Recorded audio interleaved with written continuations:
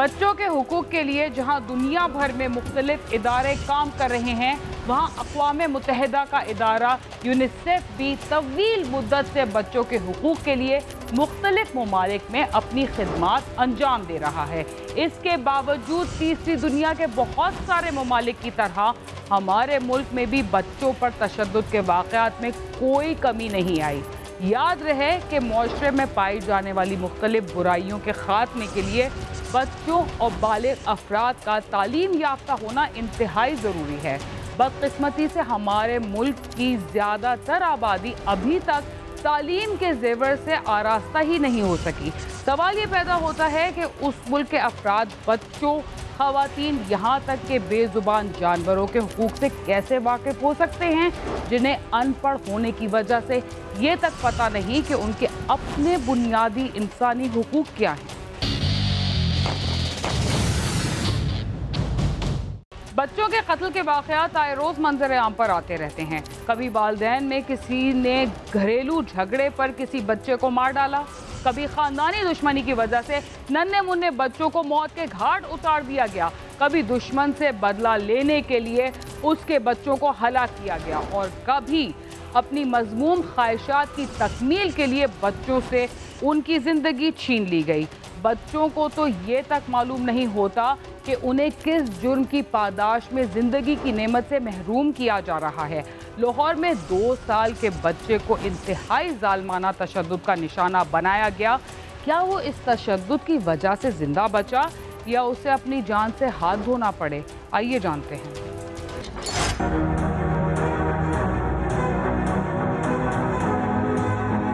रायवन के रहायशी शौकत का 2 साला बेटा अवैस एक शाम घर में शादी की तकरीब से पुरअसरार तौर पर लापता हो गया। घर वाले उसे तलाश करते रहे मगर वो कहीं ना मिला और अगले रोज उसकी लाश घर के करीब ही एक खाली प्लाट से मिल गई। रायवन सिटी में एक नहायत खौफनाक वाक़या पेश आया, जिसमें एक 2 साल के बच्चे को नहायत बेदर्दी के साथ ईंटों के जरिए मार के लाश एक वीराने मकान में फेंक दी। इतला मिलते ही पुलिस मौके पर पहुंच गई। पुलिस ने लाश कब्जे में लेकर नामालूम अफराद के खिलाफ कत्ल का मुकदमा दर्ज करके तफ्तीश शुरू कर दी। इब्तदाई पोस्टमार्टम रिपोर्ट के मुताबिक बच्चे का गला दबाया गया था और उसे ईंटें भी मारी गई थीं।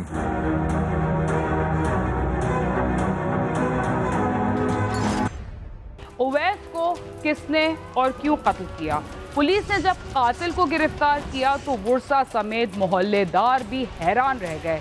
कातिल कौन था, आइए जानते हैं। पुलिस ने मुकदमे की तफ्तीश शुरू की। आला हुकाम ने मकामी पुलिस के साथ साथ CIA की टीम भी बना दी। CIA की टीम ने तमाम हालात और शवाहिद की रोशनी में अवैस की ताई फौजिया को मशकूक करार देते हुए उसे थाने बुलवाकर पूछताछ की। फौजिया के साथ उसका जेठ अहमद अली भी थाने आया हुआ था। फौजिया ने पुलिस की पूछताछ पर कई मतजाद बातें की, जबकि अहमद अली ने पूछताछ करने पर एहतजाज भी किया।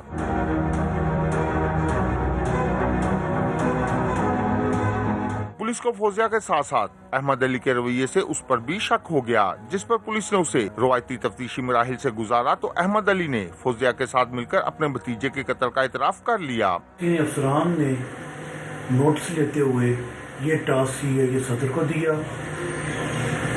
मेरे अलावा मेरी टीम ने 3 रात मेहनत करके बल आखिर मुल्ज़मान को गिरफ्तार कर लिया, और ये अमर इंतहाई काबिल जिक्र है कि दौरान इन्वेस्टिगेशन असल कातिल जिन्होंने बच्चे को मर्डर किया था वो उसकी ताया और ताई थी। उवैस का क्या कसूर था? उसे किस वजह से कत्ल किया गया और इस सिलसिले में मुल्ज़िमान ने क्या इंकिशाफात किए? आइए हम आपको बताते हैं। मुल्ज़मान ने शादी की तकरीब से बच्चे को साथ लिया, पहले गला दबाया और फिर जेरे तामीर मकान में ले जाकर उस पर ईंटें भी बरसा दी। मौत की तसल्ली करके दोनों वापस आ गए और बच्चे को ढूंढने का ड्रामा करते रहे।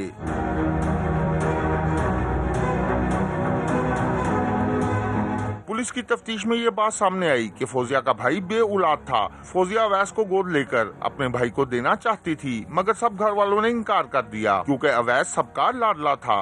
एक छोटी सी मामूली सी रंजिश की बना पर रंजिश इनको बच्चे के वालिद शौकत के साथ थी, जिस बना पर इन लोगों ने इसके इकलौते बेटे को फौजिया से बच्चे को नाहक कत्ल कर दिया और बल आखिर इस संगीन वकूए का ड्रॉप सीन हुआ और उन्होंने अपना जुर्म कबूल किया, जिनके खिलाफ हस्ब ज़ाब्ता कार्रवाई अमल की जा रही है। फौजिया ने इसी रंजिश पर अपने जेठ अहमद अली, जिसके साथ उसके खास ताल्लुकात थे, से मिलकर अवैस को मार डाला। सलाम मैं जेठ जिथे बने उन्होंने कहा बाजी चल ठीक है, मेरे बच्चों नाल भी अब्बू होरी प्यार नहीं करते ते आपां फिर इंज कर बच्चे नु खत्म कर देने है। अच्छा। मैं हाँ चलो ठीक है। मैं कहना बाजी मैं ना तू खत्म करके ना मैं कहना मैं खत्म करके ना मैं दस दे ते आपां ना उन्हें पता ही नहीं लगन देना शौकत नु कहना बच्चा किथे गलीचा किथे नहीं गलीचा है। ਉਹ ਫਿਰ ਮੈਂ ਆਖਿਆ ਚਲੋ ਠੀਕ ਹੈ। ਉਹ ਫਿਰ ਸ਼ਾਦੀ ਆ ਗਈ, ਮੈਂ ਬੱਚੇ ਨੂੰ ਧੱਕਾ ਦਿੱਤਾ, ਕੋਈ ਨਹੀਂ ਸੀ ਦੇਖਦਾ ਪਿਆ। ਮੈਂ ਫਿਰ ਪਿੱਛੋਂ ਦੀ ਗਈ ਆ, ਬੱਚੇ ਨੇ ਗਲਾ ਦਬਾਇਆ, रोया थोड़ा इन्ना, फिर मैं गला दबा दिता, बच्चा फौत हो गया।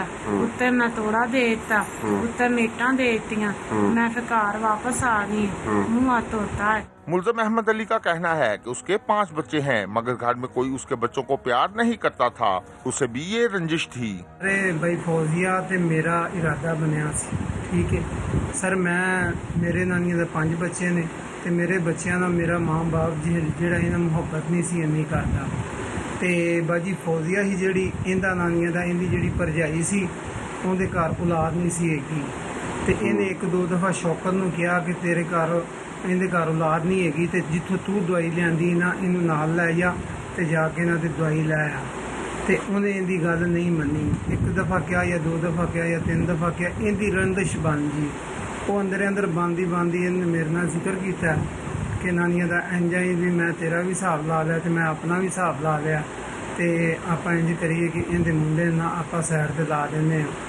मैं कहा भाई फौजिया एक काम बड़ा भारा है। उन्हें कहा तुझे मेरे से छड़ दे, मैं जाने तो मेरा काम जाने। पुलिस हुकाम का कहना है कि मुलजमान से तफ्तीश जारी है, जल्दी चालान मुकम्मल करके अदालत में भिजवा दिया जाएगा। आपने देखा कि किस तरह फौजिया और अहमद अली ने अपनी तस्कीन की खातिर एक बच्चे की जान का खात्मा कर दिया।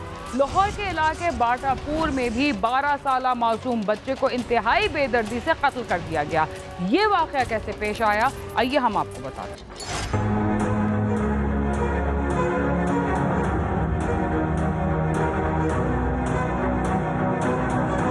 बाटापुर के रहायशी मेहनतकश हारून का बेटा 12 साला रेहान एक शाम घर से खेलने के लिए निकला और फिर वापस न आया। घर वाले उसे तलाश करते रहे, मसाजिद में भी ऐलानात करवाए, मगर उसका कुछ पता न चल सका। कल 4 बजे तक गायब होया बच्चा मेरा।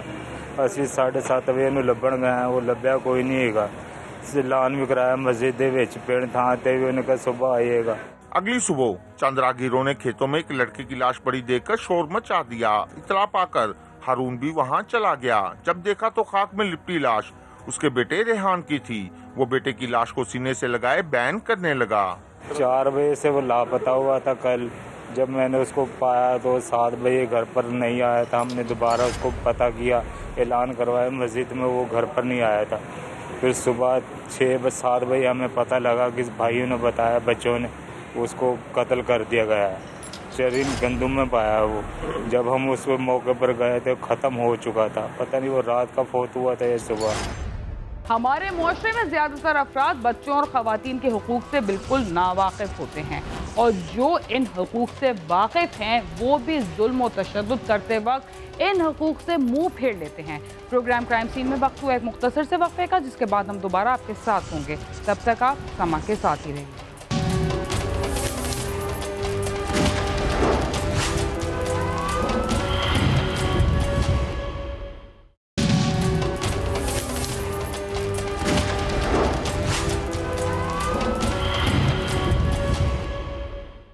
प्रोग्राम क्राइम सीन में एक बार फिर खुशामदीद। वक्फे से पहले आपको लाहौर में 2 बच्चों के साथ पेश आने वाले पुरतशद्दुद वाक़यात के बारे में बताया जा रहा था। हम आपको बताना चाहते हैं कि पुलिस ने इस सिलसिले में क्या कार्रवाई की, रेहान को किसने और क्यों कत्ल किया, और पुलिस इन सवालात का जवाब जान पाई या नहीं। पुलिस ने लाश पोस्टमार्टम के लिए भिजवाकर मुकदमा दर्ज करके तफ्तीश शुरू कर दी है। पुलिस का कहना है कि इब्तदाई शवाहिद से ये मालूम होता है कि बच्चे को पानी में डुबोकर कत्ल किया गया। ताहम पोस्टमार्टम रिपोर्ट और तफ्तीश की रोशनी में मजीद हकाइक सामने आएंगे। ये रेहान वल्द हारून है, उम्र इसकी 12 साल है। इसकी बच्चे की डेड बॉडी खेतों में मिली है। कल ये 4 बजे अपने गली में निकला है खेलने के लिए और ये कल से मिसिंग था। इसके वालिदैन ने लोकली जो है वो मस्जिदों में ऐलान वगैरह कराया। बाप इसका जो है वो भट्टे पे मजदूरी करता है। अभी इनिशियली जो खेतों से इसकी मैयत मिली है उस पर PFSA और लेबॉर्ट्रीज ने अपने स्पेसिमेंस वगैरह लिए हैं। बाद जो पोस्टमार्टम है वो वाजे होगा कि किस तरह इसको मर्डर किया गया। अभी इनिशियली पर्चा दे दिया हमने और तफ्तीश कर रहे हैं। मकतूल के वालिद का कहना है कि उसकी किसी से कोई दुश्मनी नहीं, पता नहीं किस जालिम ने उसके फूल जैसे बच्चे को मार डाला।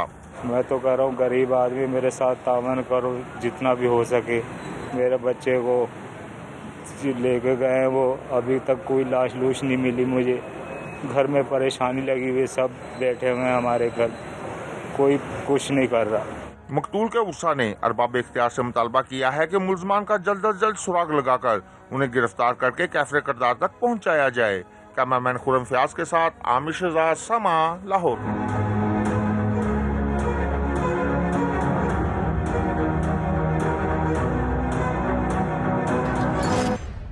सोशल मीडिया पर तस्वीर की शेयरिंग जहां हमारी दोस्ती की वजह बनती है, वहां ऐसे इख्तिलाफात को भी जन्म देती है जिन्हें कोशिश के बावजूद ख़त्म करना नामुमकिन होता है। इसी तरह अगर कोई शख्स सोशल मीडिया पर नज़र आने के बाद किसी जुर्म में मुलव्वस हो और कहीं छुपने की कोशिश करे तो उसे भी नाकामी के सिवा कुछ नहीं मिलता। तहसील शकरगढ़ में अपने रिश्तेदारों से छुप कर रहने वाले शख्स पर ये इल्ज़ाम था कि उसने खातून को फ़रोख्त कर दिया है, मगर उसके मुखालफिन ने उसे तलाश कर ही लिया। देखते हैं उसे तलाश करने वाले कौन थे और उन्होंने उसके साथ क्या सलूक किया।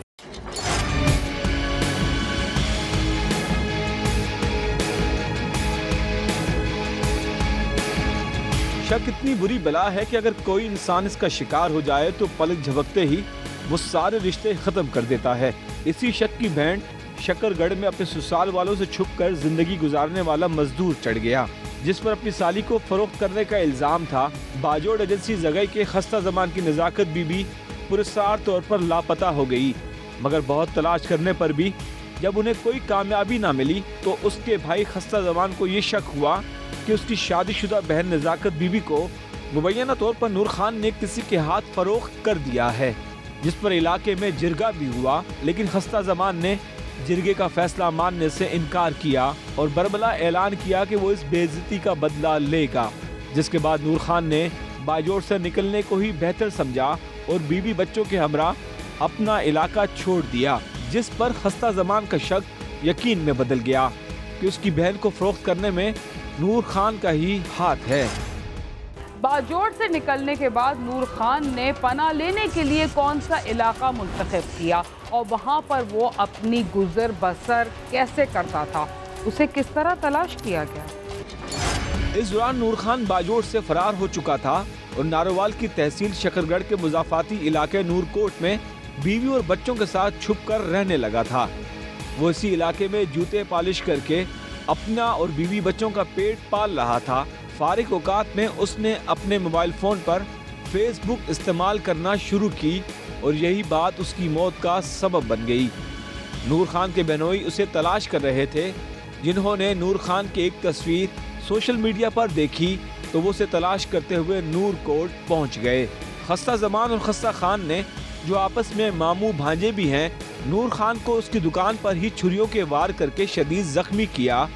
जख्मी को ताखीर से अस्पताल पहुंचाया गया, जहां वो जख्मों की ताब न लाते हुए जान की बाजी हार गया। इस दौरान पुलिस को भी खबर हो गई। पुलिस ने लाश को अस्पताल पहुंचाया। माँ की जो है ना 4 तारीख को तकरीबन 11:15 बजे जो है हमें बदरिया 15 इतला मिली कि थाना की बिल्कुल बैक साइड पे बाजार में जो है ना एक पठान नूर खान नामी पठान है जो मर्दान का रहने वाला है और बसिलसिला जो है ना मजदूरी यहाँ पे जूता पॉलिश करता है। उसने छोटी सी दुकान बनाई हुई थी उसको 2 नामलूम पठान ही है, उन्होंने जो है ना छुरियों से वार करके जो है ना उसे मजरूब कर दिया।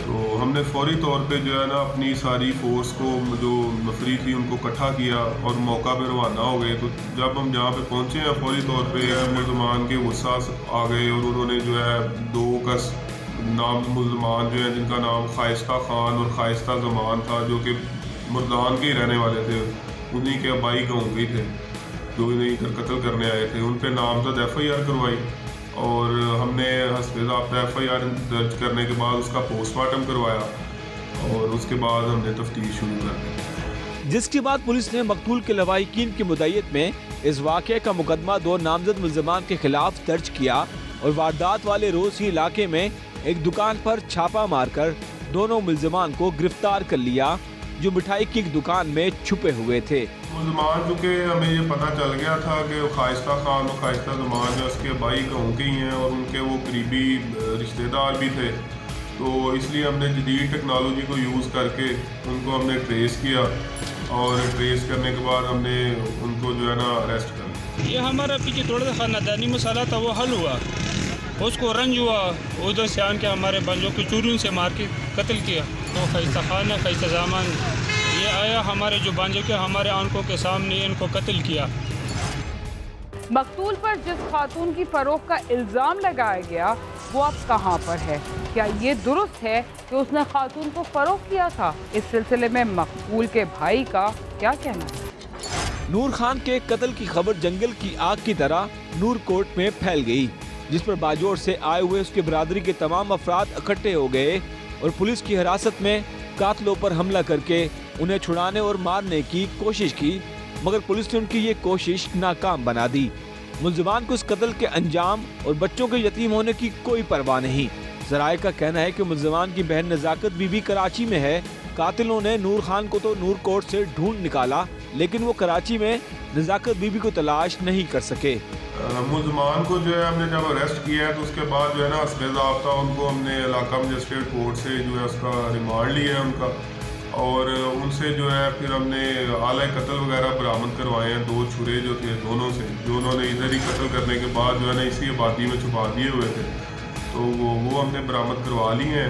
और अब मौका वारदात से जो है वो फोरेंसिक की जो टीम आई थी मौके से, उन्होंने तो ब्लड सैंपल जो है ब्लड स्टेन जो है वो कलेक्ट किए थे, जो हमने उसी दिन वो लेबॉर्ट्री PFA से लाहौर में भिजवा दिए थे। मकतूल नूर खान के भाई के मुताबिक उनके साथ जुल्म हुआ है। नूर खान का नज़ाकत बीबी को फरोख्त करने में कोई हाथ नहीं था, सिर्फ शक ने उनकी दुनिया उजाड़ कर रख दी है। उसने अरबाब इख्तियार से इंसाफ फराहम करने की अपील की है। इंसाफ चाहिए, इंसाफ, इनके मौत आना चाहिए, इनको भी नहीं आज तरह मौत, जिस तरह हमारे भाई को छुरियों के साथ मार दिया, इन लोगों ने जुल्म किया इसने हमारे साथ। जी हमको इंसाफ मिल जाए, हम इंसाफ चाहिए और इसको फांसी होना चाहिए। कई मुकदमा जो है उनको हम यही कहना चाहेंगे कि उनके साथ बड़ी ज़्यादती हुई है, क्योंकि वो उसके तकरीबन 3 बच्चे भी हैं जो मकतूल है, उसकी बेवा बीवी भी है, उनके साथ ज़्यादती तो बहुत ज़्यादा हुई है। पुलिस यही कर सकती थी कि हमने जो है मुल्ज़मान को जो है वो अपनी पूरी कोशिश करके पकड़ा है, अरेस्ट किया है, उनसे आला कत्ल बरामद किया है, और अब इंशाल्लाह हम इस केस को इतना मजबूत बनाएंगे कि मुल्ज़मान जो है उनको सख्त से सख्त सज़ा मिले, ताकि वो जो मदई मुकदमा है उसको ज़हनी सुकून मिल सके, उनकी तस्कीन हो सके कि पुलिस ने उनकी हेल्प की। महज शक की बिना पर 3 से ज्यादा घर तबाह करने वाले और बेगुनाह बच्चों को यतीम करने वाले अगर सोच समझ से काम लेते तो शायद इतना खौफनाक वाक़या पेश ना आता, मगर अना के साथ गैरत का मामला भी शामिल हो जाए तो कुछ लोग इसे जिंदगी और मौत का मसला बना लेते हैं, जो दुरुस्त बात नहीं है। कैमरामैन मलिक नवाज टीपू के साथ मलिक मोहम्मद काशिफ जावेद, समा, शकरगढ़। किसी भी इंसान को कत्ल करना बहुत बड़ा जुर्म है और शक की बुनियाद पर किसी की जान लेना तो उससे भी बड़ा जुर्म कहलाता है, जिसकी तलाफी किसी हाल में नहीं की जा सकती। इसके साथ ही क्राइम सीन अपने अख्ताम को पहुंचता है। अगर आप हमसे रब्ता करना चाहते हैं तो हमारा पता है CSSama.tv। इसके अलावा आप ट्विटर, फेसबुक और यूट्यूब पर भी हमसे रब्ता कर सकते हैं और हमारा प्रोग्राम भी देख सकते हैं। बीना खान और क्राइम सीन की टीम को इजाज़त दीजिए और देखते रहिए समा।